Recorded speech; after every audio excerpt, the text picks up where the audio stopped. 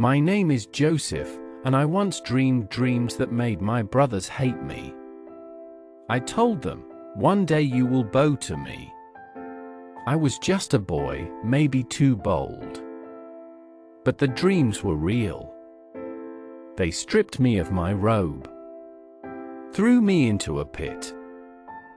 I cried out, but they didn't listen.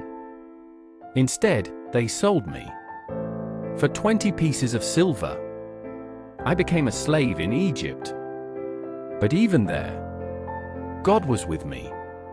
Whatever I did, He made succeed. Then came lies, accused of what I didn't do. I was thrown into prison. 2 full years, forgotten. But not by God. Then Pharaoh dreamed, and I was called to speak, not by my wisdom, but by the Spirit of God. In a moment, I was lifted from the dungeon to the palace.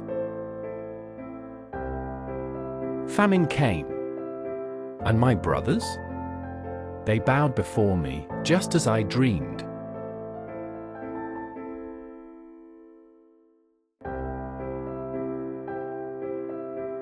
But I did not repay them with revenge. I said, "You meant it for evil, but God meant it for good." He sent me ahead to save many lives.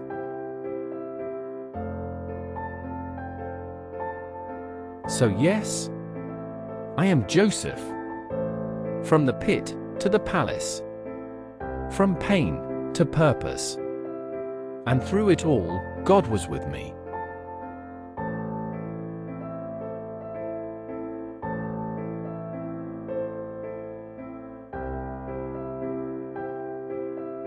What others meant for harm, God used for good. Your pain may be preparation for God's purpose. Even in the pit, God is still with you. Delay is not denial, God's timing is perfect. When God writes your story, no betrayal can stop the ending. The road to the palace most likely starts in the pit. Please subscribe, like and share.